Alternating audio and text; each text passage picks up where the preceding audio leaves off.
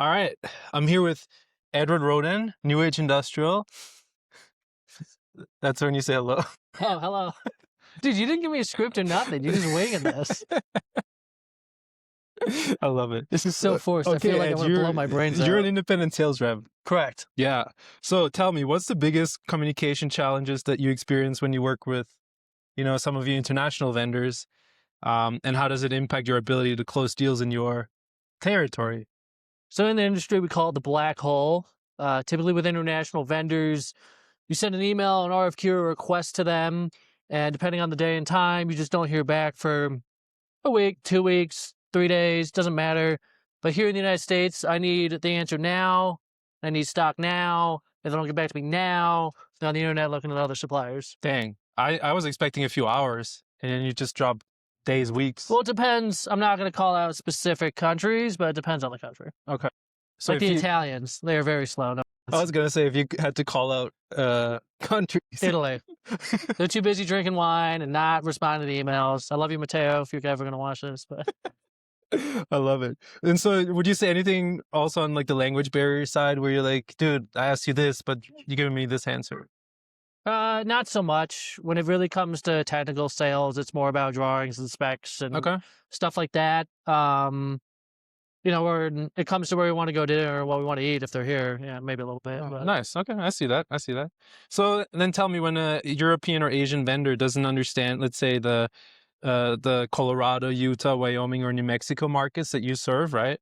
What specific mistakes do you see them make on like how they handle and deal with the market? Can you give us an example, perhaps? Yeah.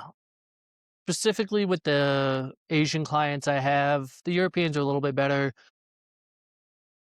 It's being too formal, in my opinion. They will show up in suits and ties and things like that. And even in the bigger meetings with some bigger customers, even higher end engineers at big firms, most people here in the West just wear jeans and boots and whatever. Okay. So it's much more of a laid back, much more of a calm, not so much suit and tie type of deal. Okay. So I feel like the suit and tie just brings this like pressure to the table that nobody really wants. So I'd say that's the biggest thing. Other than that, standard business, price, delivery, lead time, right, to meet the specs, and that's pretty much it. Sweet. Yeah. So would you say if someone, rolls up with a suit and tie and are like looking all fancy, would you say you have to rather go to the Denver financial district rather than seeing the customers out in the field?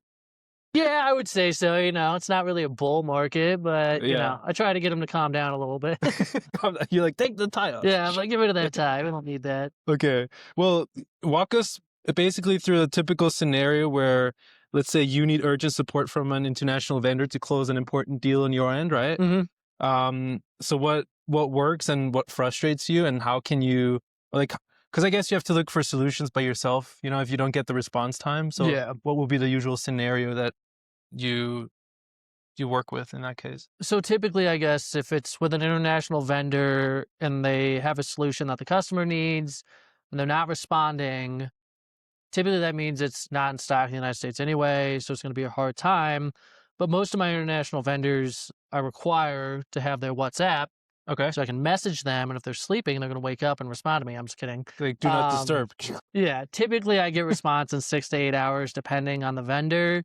But if it's international, they're not going to get it in time. I'll even go outside the vendors that I have just to find a solution locally through either distribution or somebody I know in different territory that just has a solution to get them through this emergency. Wow. So you're saying you would ditch, let's say Siemens, if they don't answer to you in order to find your customer solution? Yeah, I'd just be like, they're not getting back to me. Here's a solution I found through a competitor that's in stock at a distributor in Denver. It'll do the same thing. Right. Their pricing's online. I respect that. Get you out of the bind. I respect that. I'm not going to make anything, but at least you're happy. Yeah, fair. And so what kind of, training tools or resources do you wish that your international vendors supplied you with that you usually don't see from them compared to a U.S. vendor? Yeah. I would say a pricing portal along with inventory. Okay. So one of my suppliers, they provide a portal online that almost looks exactly like the website, but when I look up a part number, it shows me all of the specifications it shows the price and it shows stock in their local warehouse. Okay. So when a customer calls me, he's like, hey, I need 100 of these. I can just look it up. Yeah. It's in stock. This is the price. It'll ship in a day or two. Right. And they go, sweet. Where the other ones, I got to email, WhatsApp, like, hey, what's going on? What's stock look like? Like, here's your quote. Yeah, with this, I typically don't talk to my supplier very often because I just get all the information I need through the portal. Right. So it's a self-service kiosk. Correct. Right. You go into McDonald's, you say, I want a Happy Meal. How many? Is it in stock? Exactly. Okay. Sweet. I love that. No, that's a good point. And then how do you prefer your international vendors? Okay, sorry, that's an interesting question, actually. How do you prefer your international vendors to treat the rep-vendor relationship? And let's say, what would you say separates a transactional, vendor from like a true partner that you can grow in your territory? So I'd say a true partner does their half of the game. So especially being like a one-person rep group, I don't have all the time in the world to go chase new leads and things like that. So I expect, especially international partners, to have some sort of US-based marketing Okay. where they'll at least generate some sort of leads Yeah. and some sort of new something for me to go after, whether that's new product or new customers or something. That's the big difference. If you're just, hey, here's the product we have, good luck. Yeah. You don't have half as much success as, hey, Ed, we got an inquiry from this, or we're going to this trade show. We talked to these people. There's more action in the game if they're doing their side of the marketing Right. and not just relying on us to push it to our customer. That's exciting. So often we see also like, someone just hands over like a catalog and expects for the sales to appear. You would say that's not the case. No, that's and that's not what they expect us to do either. So if I just go to a customer, hand them a catalog and then leave, slim chance of making a sale. Right. You need to hand them a catalog. You need to follow up with them. Hey, how's it going? Do you got any projects going Right. on? We expect that from our suppliers as well.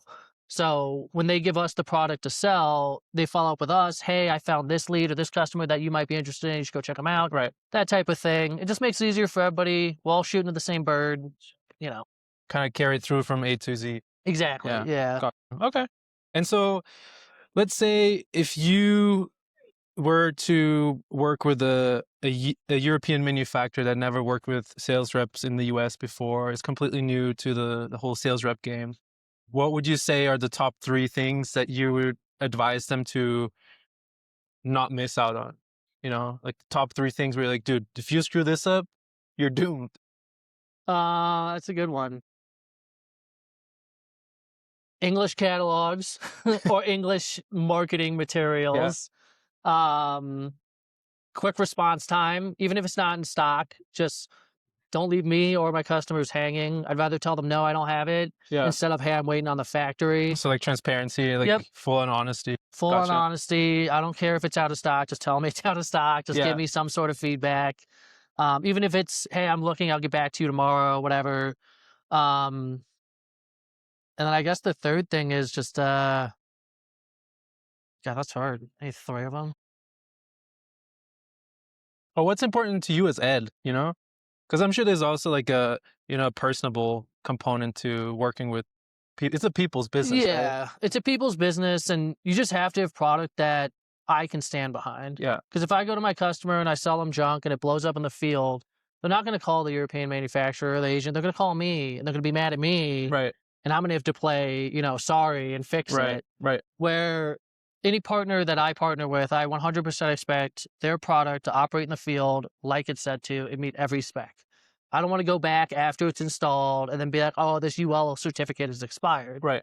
That is a huge pain in their butt and in mine. And it makes me look like an idiot. Yeah. So having the proper documentation, having a product I can stand behind, and having communication to where we can sell it without confusion is really all you need. That's important. Yeah. Yeah. I agree. Awesome. Well, thank you so much, Ed. No problem, Dan. I appreciate it. So if you guys want to start selling in Colorado, New Mexico, Wyoming, and Utah, you know who to hit up. This handsome looking gentleman with New Age Industrial will help you get there.